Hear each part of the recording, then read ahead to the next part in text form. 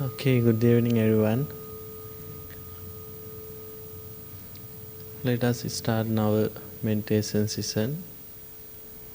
Please find a comfortable posture.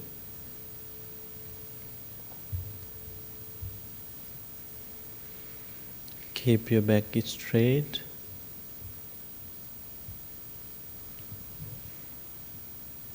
Gently close your eyes.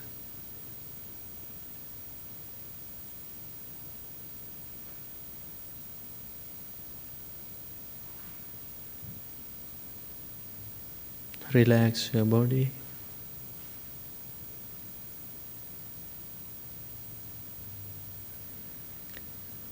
Take a few deep, long breaths. Release them. And relax your body.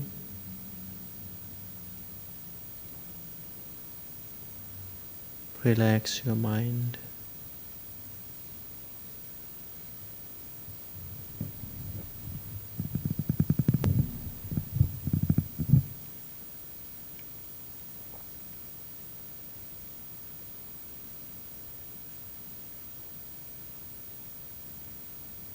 Feel your entire body.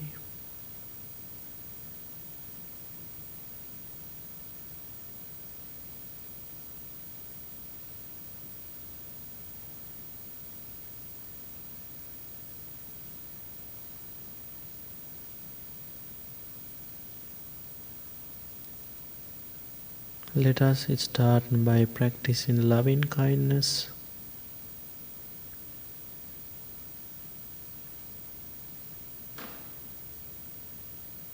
Send thoughts of loving kindness to yourself first.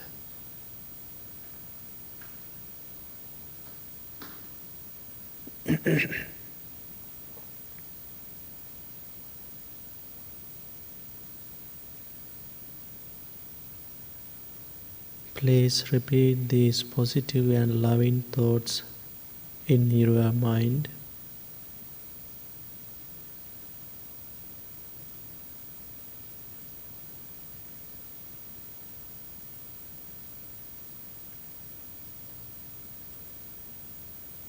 May I be well. May I be happy. May I be peaceful.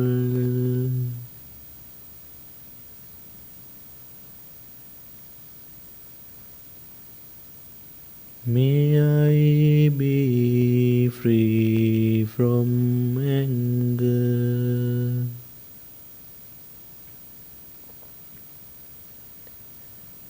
May I be free from suffering.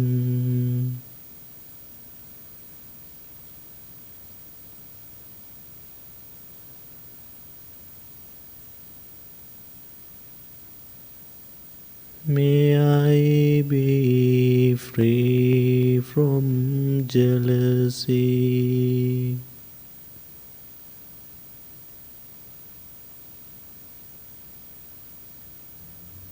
May I be free from danger.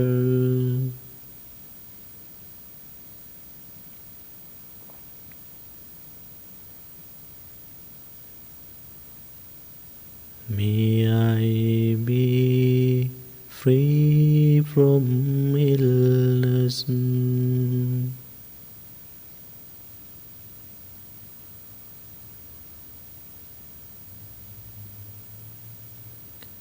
May I be well. May I be well. May I be well.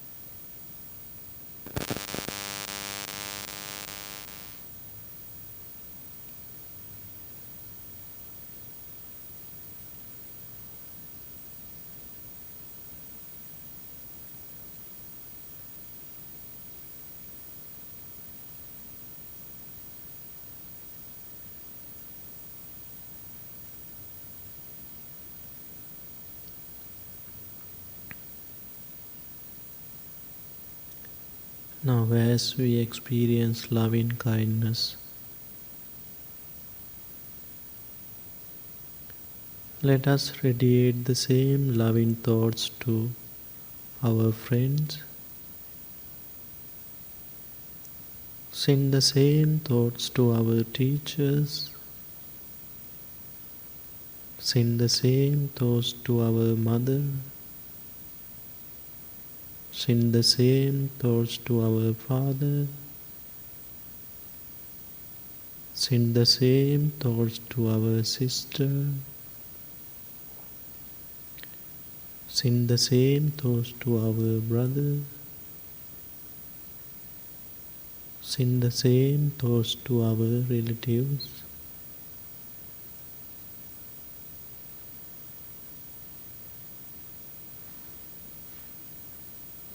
May my father be well, happy and peaceful.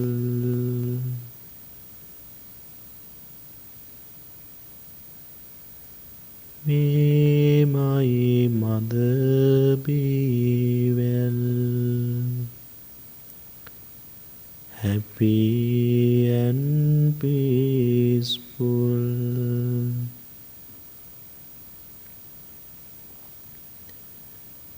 May my brother be well, happy and peaceful. May my sister be well, happy and peaceful. May my friends be well, happy and peaceful.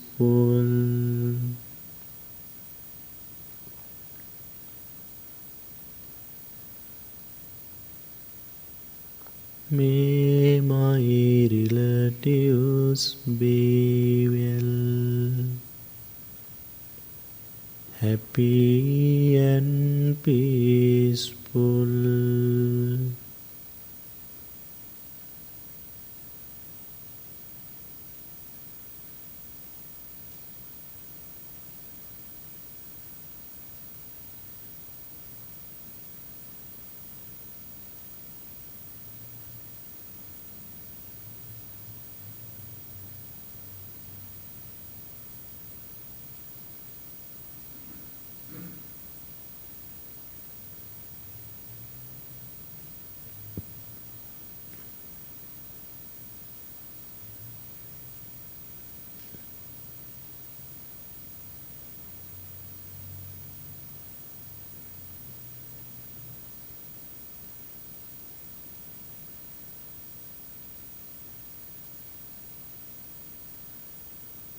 Now send your thoughts to the whole world.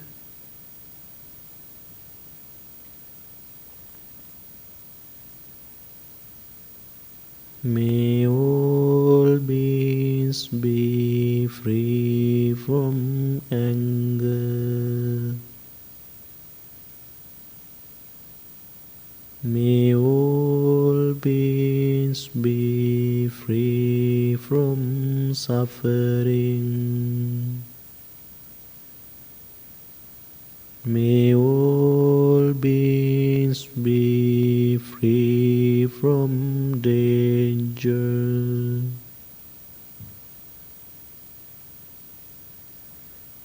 May all beings be free from jealousy.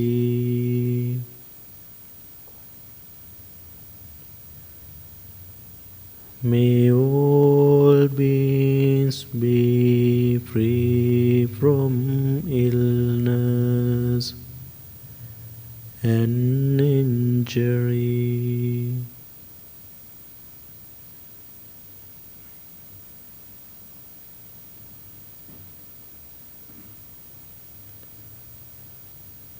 May all beings be well.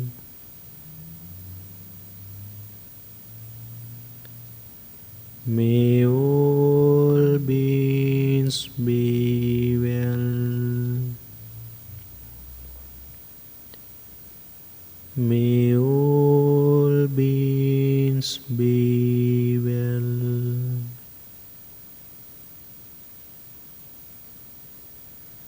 May all beings be well. May all beings be well.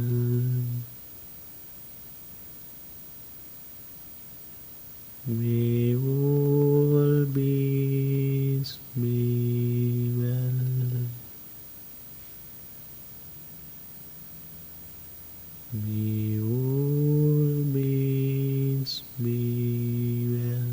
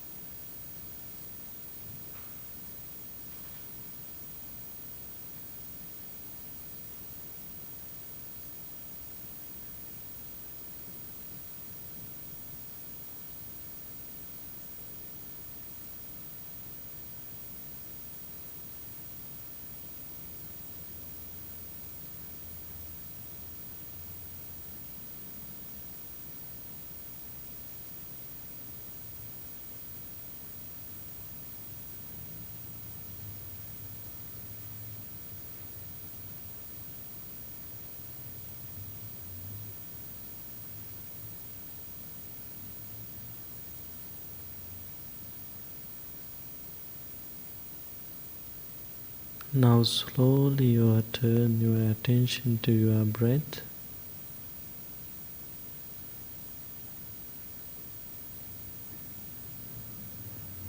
Every breath you take in and take out is mindfully.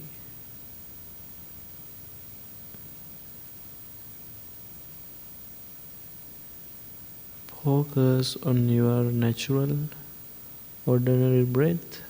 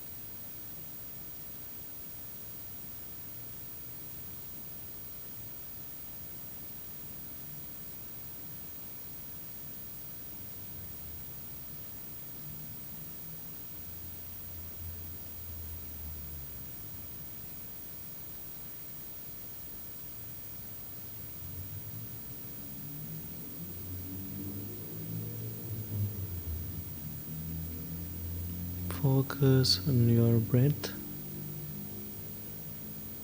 Breathe in, breathe out.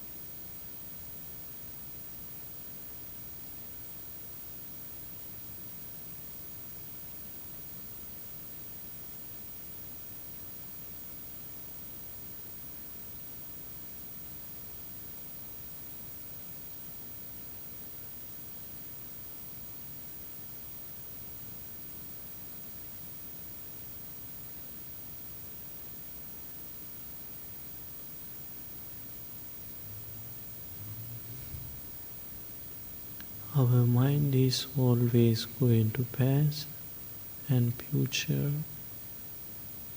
That's our mind nature. Please bring in your mind to the present. Breathe in, breathe out.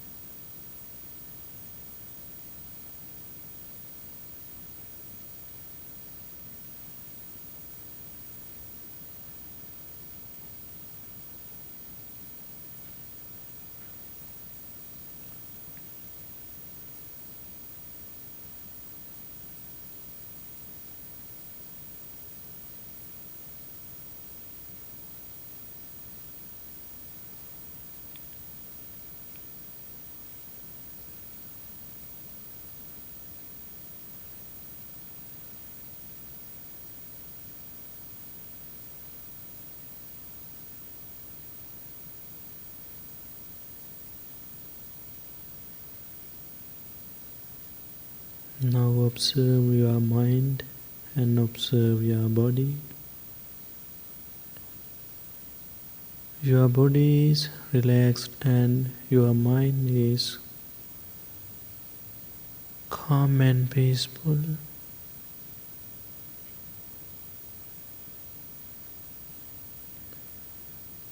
Please bring your palms together in front of your heart. Make a wish for yourself. May I be well. May I be happy.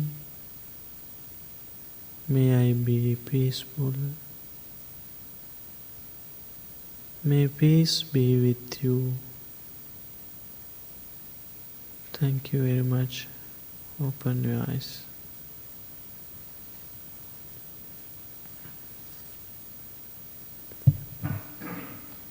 Open your page number 4.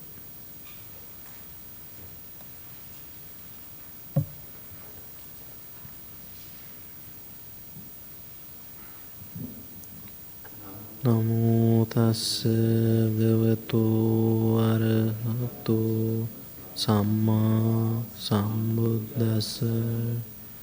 Namo tassa bhagavato arahato samma sambuddhassa. Namo tassa bhagavato arahato samma sambuddhassa.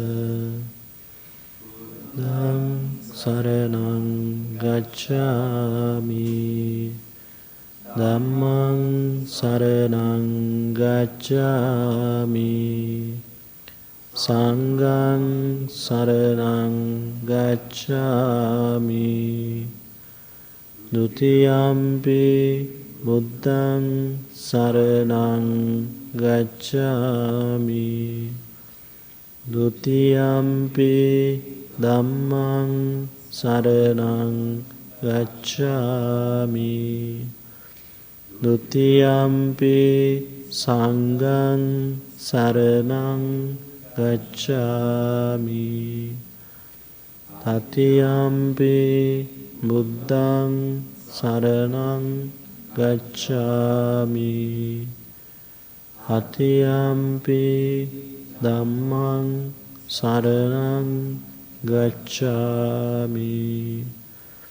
Tatiyampi Sanghaṃ saraṇaṃ gacchāmi. Anicca pata saṅkhārā. Upada vaya dhammino. Uppajjitva nirucchanti. Tesaṃ upa samosukho. Sabbe sattā avera hontu. Sabbe sattā abhyavajja hontu. Sabbe sattā anigā hontu. Sabbe sattā sukhi attānaṃ pariharantu. Mano bubbhaṃ gamā dhammā. Mano setta mano maya. Manasāce paduttena. Bhāsati vā karoti vā. Tatonaṃ dukkhaṃ veti. Cakkhaṃ vahato padam. Mano pubbhaṃ gamā dhammā. Mano setta mano maya. Manasāce pasannena. Bhāsati vā karoti vā. Tatonaṃ sukkhaṃ veti. Chāyāva anapāyini.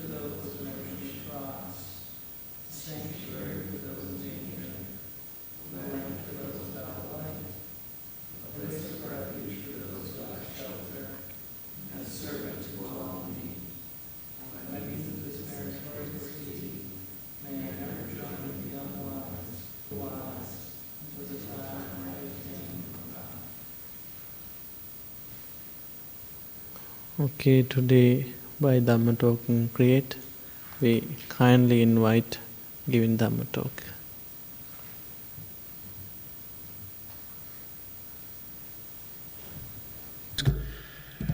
Thank you very much for leading us in meditation, Bhante. It was wonderful.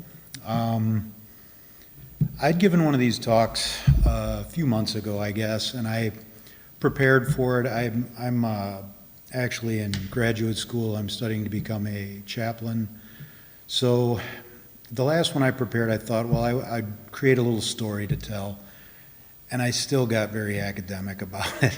And I didn't want to do that tonight because I realized that even though I'm kind of a nerd with that stuff, and probably there are nerds out there as well that would appreciate it, I wanted to do something that would maybe resonate a little bit more, because I realized that a lot of the academics, when it comes to doing academic work, you're building an argument, you're creating postulations, you're coming up with ideas, concepts, and then you're supporting those ideas and concepts with other people's ideas and concepts, and it gets very convoluted.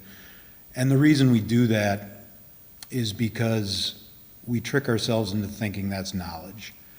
And what it is it's really more of a safety net, because what we're trying to do is we're trying to find security and certainty, right? So by coming up with these big grand ideas, we find that certainty. And what that really does is we're trying to mask our fear, I think, because when we don't know, it can be a scary thing. So rather than coming up with some, and by the way, there is a place for that. There's a place for academics and coming up with these grand ideas, but we often, again, we think of that as a safety net, like a spider web builds a web, and yes, it's very strong for a while, but as it's exposed to the elements, it becomes weaker, it becomes frayed, and eventually it blows away. So these ideas are great, but when you really need them the most, when things get really dark or hectic, if you don't have the personal experience as well, it crumbles and fades away, and it doesn't give you the kind of security you think you get from it. So I prepared nothing tonight. I've prepared nothing other than personal experience, because we're all human beings, and I think that's one thing we can all relate to. So I wanted to share some personal experience. I've been meditating formally, I guess, for about 5 years. I've been here at the Blue Lotus for about 4. And when I started meditating, and actually I guess informally I started meditating when I was very young. I just didn't know that's what it was. And I think that's important because the practice, quote unquote practice, that I had as a child, I kept going back to it, and it was scary, because as a child I think we're a lot closer to truth, because we're less conditioned to thinking who we are, who we should be, who other people want us to be. We're just kids, just being. And so we're a lot closer to that truth. And I remember sitting in a chair and kind of playing with the raised fabric in the chair, and just kind of staring at the wall and wondering who I was, why I was here, what's the point of all this. And I would just keep asking myself that, and I would get to a point, and I hadn't talked about this to anybody until only a few years ago, because I really had no way to explain it, but as a kid, 9, 10 years old, I got to the point where I didn't have an answer to who I was, but I knew I wasn't what I thought I was. And it got to the point where I felt very detached from everything, my who I thought I was, what reality was. I mean, I was still experiencing everything around me just the way it was, but it just felt like it wasn't quite real. And then I got really scared, and I would back away from that feeling. But I would always come back to it. It's like the only way I can describe it is like walking up to the edge of a cliff and just seeing the beautiful vista and then looking down and realizing you're an inch away from the edge. And you get scared and you back away. But you want to go back and see that vista. And that's what it was like. And it was very easy, again, as a child, to get to this place. But then it got harder and harder and harder. And it's because I think as we get more conditioned to who we think we're supposed to be and who others think we're supposed to be, it becomes much harder. But I never forgot that.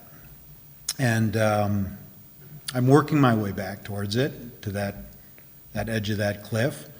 But I have noticed that other things I've gained from my practice that are, in a way, much not as profound in that way, where it was very experiential, but experiential in another way, where, again, I've had some dark times and some scary times, and where I know that what I've gained from my practice is real. It's not that safety net I've created through ideas.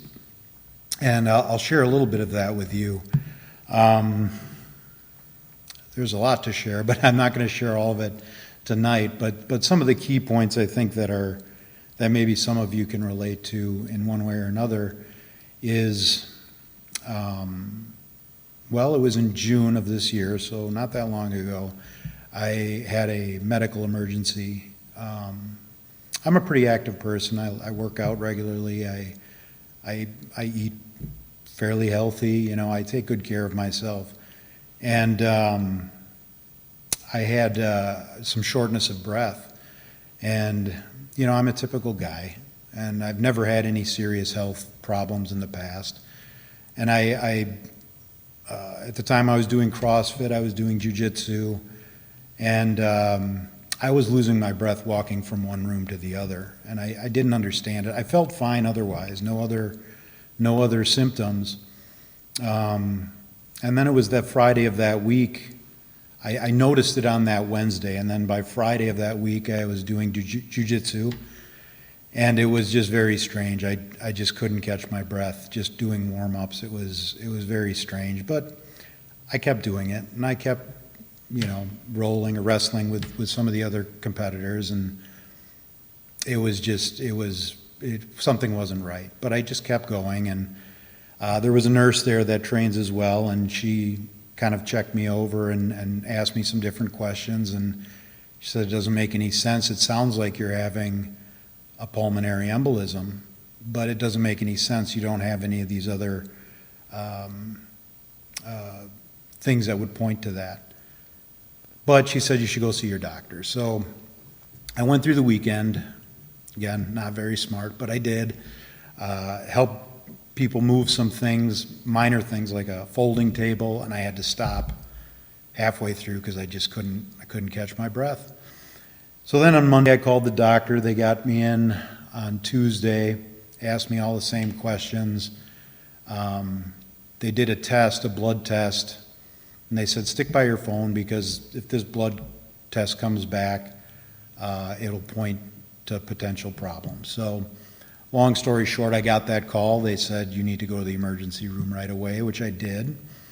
I live in Burlington, Wisconsin, not too far from here. They ended up telling me that I had multiple embolisms in both lungs, as well as a saddle embolism, which is very dangerous because it puts strain on your heart. They transferred me up to St. Luke's in Milwaukee, which is the specialty center for pulmonology.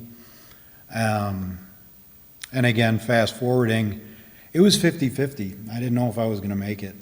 And I wrote letters to my kids.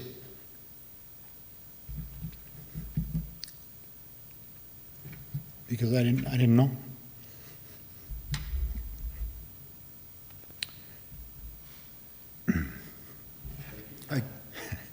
I get emotional, but what was interesting about this whole process, to this point, it hasn't changed, is I was okay with it. Other than the fact that I had a lot left I wanted to do in life. but I was okay with it. I wasn't scared. I wasn't angry. I could definitely, 5 years ago, I'd have felt very cheated, but I didn't feel that way. I felt calm.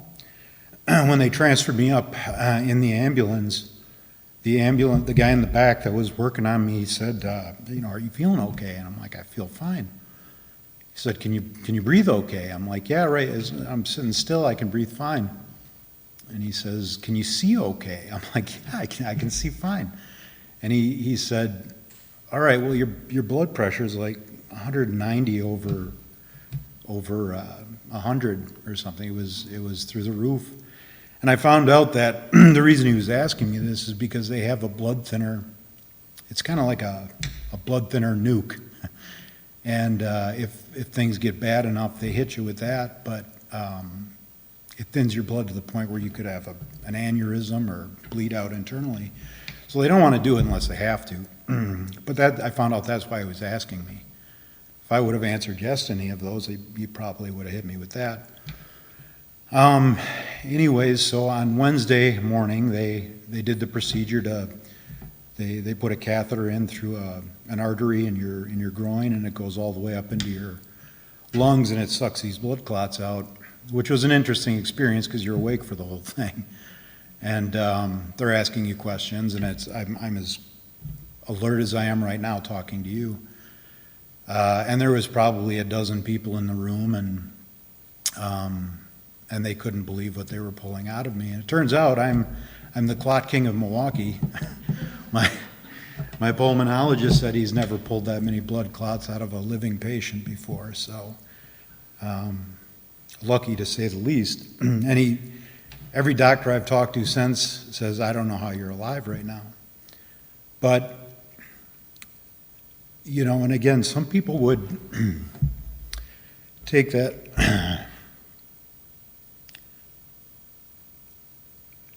as, why me?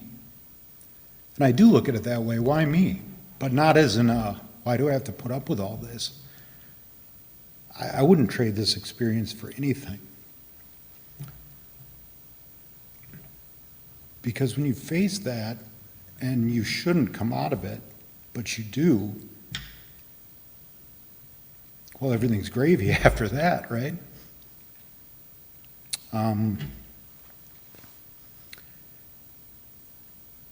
So I guess what I'm saying is that safety net, the idea is, this was never part of the plan. None of my intellectual training prepared me for that. But the experience did. And I think the experience that prepared me for that is when you get really quiet, because you find out that all these things are observable. All these grand ideas we have, they're observable. The emotions that arise in you, they're observable. The pain, physical pain you feel is observable. The ideas that pop into your head during meditation, again, meditation is training. And I used to get really frustrated when these ideas would pop in my head. It's like, I'm not disciplined enough, I'm not doing this right. But just by noticing how you're doing it, you're noticing the thoughts for what they are. They're not you, they're just thoughts. And everything is observable. And then it comes down to that question I was asking as a kid. Who am I? And that's who I am. I'm not those thoughts. I'm not this body. I'm not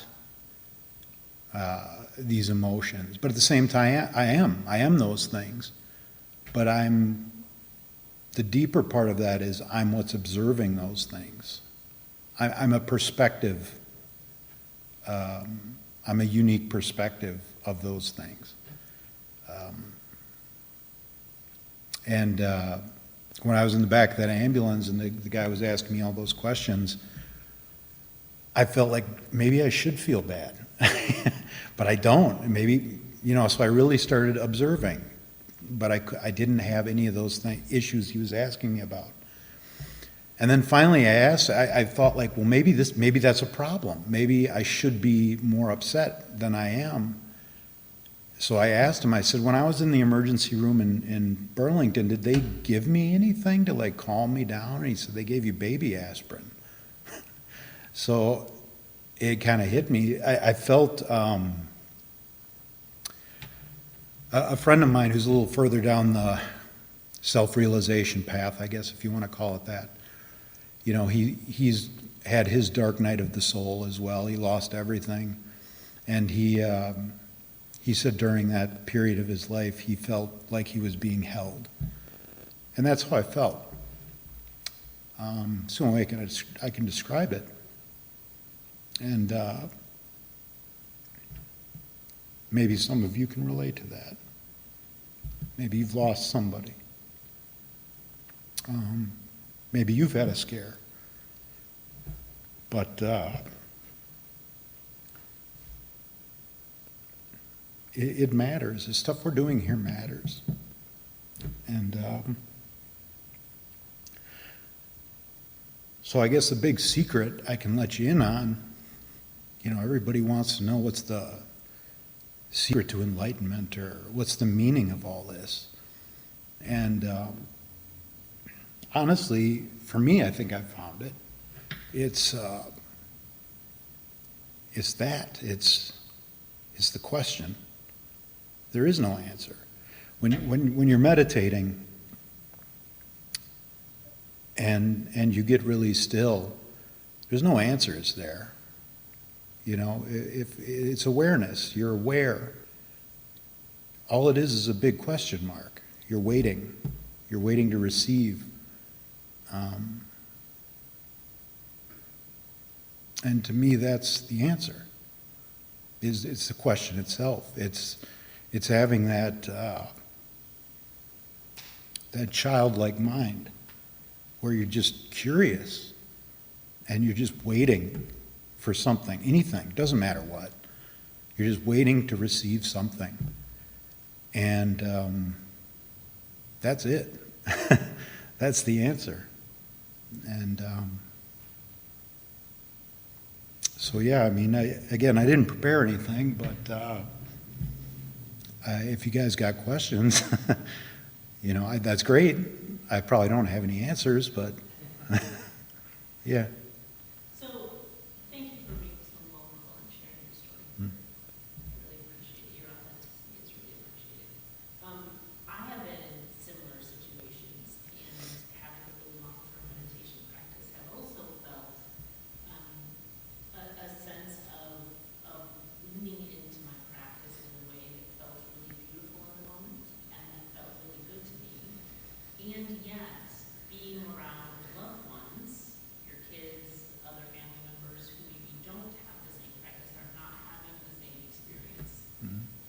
I don't know if that happened to you, so can you speak on that a little bit? Because I find that to be a little challenging when I feel really proud and really centered with where I'm at, but I'm also having to deal with other people who aren't reacting in a similar way or appreciating my way.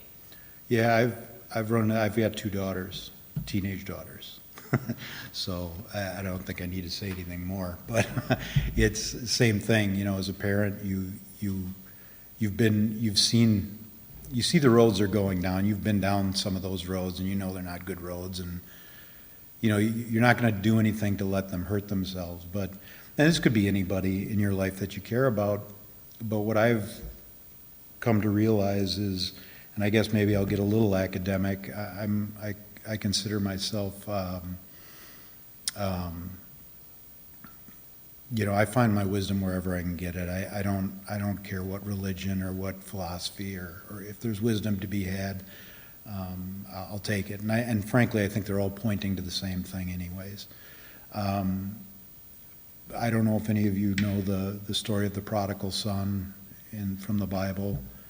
The son that goes out, there's 2 sons. One son stays home and is loyal to the father and does everything he's asked to do. The other son goes out and explores the world and disobeys his father, goes out, and then years go past, and he comes back, and the son, he's ruined, he has nothing, and the father takes him back in open arms and welcomes him back home and throws him a big feast, and the son that stayed and that was loyal is upset. He's like, I've been loyal to you this whole time, and this is how you treat him. He's been disloyal, and I look at that parable a little differently now than when I learned it growing up. I was raised in a Christian tradition, and I think they're very similar. But I look at that now where it's like you have to. That story I told when I was very young, and I had this meditation practice. It was very pure, and it was very, a lot of things were happening, right, and more profound than I've ever experienced. But eventually, I grew up, and I lost some of that. And I look at that as being the prodigal son. Everybody's got their path. Everybody's got to go out and do their thing, and that is their practice. It may not look like my practice or your practice. It may not be a meditative practice, but life is a practice, and everybody has to find their own way, and they have to find their own practice. That's life, and honestly, when we meditate, or at least the way I look at it, it's practice. It's called a practice. It's not the game. Life is the game. We're just practicing for the real thing. I think life is the real practice. So I don't know if that answers your question, but yeah, it's hard. But sometimes you just got to let people go and figure it out for themselves, and that's their practice. That's their path. And eventually, we're all gonna come back home, like the prodigal son. There's no choice in that, right? At the end of there's an end to the road for everybody. And that's when I think there's no choice in it then. You're going to wake up, and it's going to happen. It's just ideally you want it to happen before the end of the road, I think.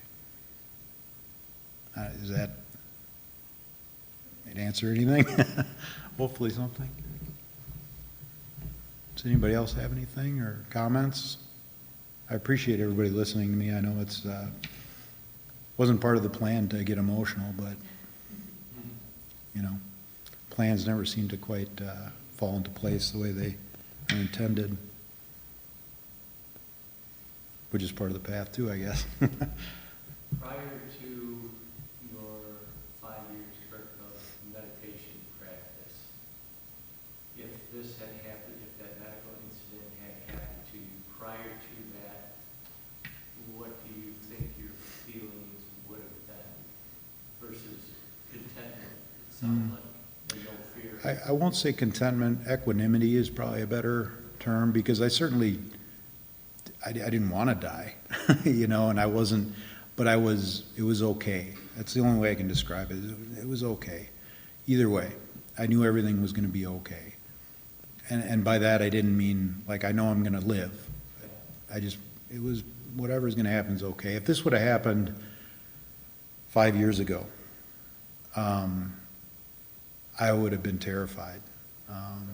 I would have, but here's the thing is I've been thinking about this stuff long before. I had a conceptual idea that I accepted as truth, but it wasn't experience.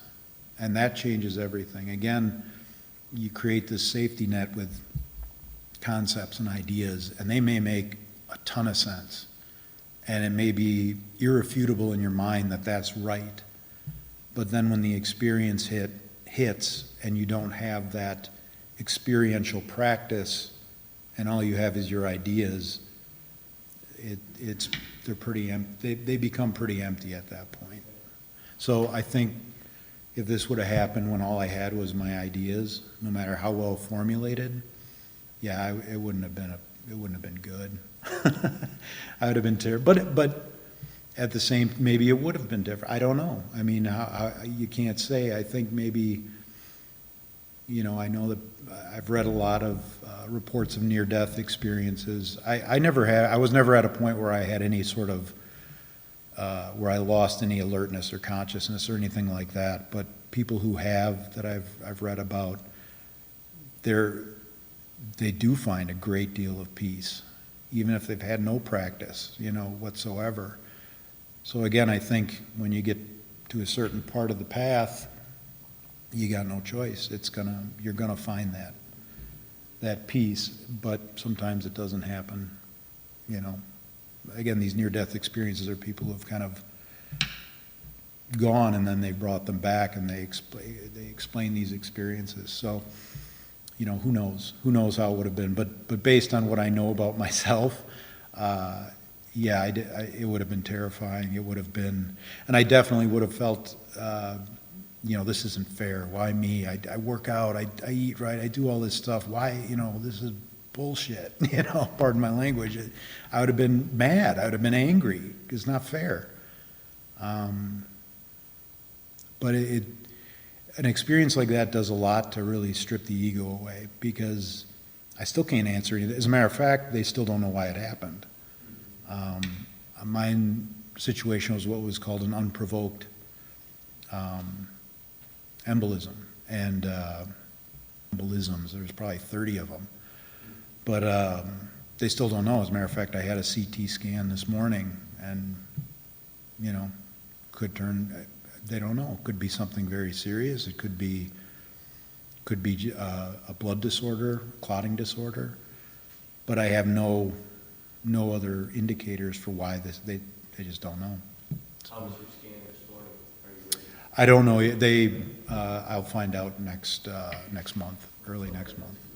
Yeah, thank you. Thank you. But that's interesting too, because, one of the possibilities, they don't think this is the case, but it's possible, is it could be cancer. And if it is, I do a lot of mental experiments. Like, wow, what would that be like? And, again, it's just one of those things where it's like, that's what it is. I shouldn't be here right now anyways. So I already got 6 more months than what I really am entitled to. So, it is what it is. It's okay. So, well, I think I'm out of time. If anybody has any questions, I'm happy to stick around afterwards. Otherwise, again, thank you very much for listening to my story.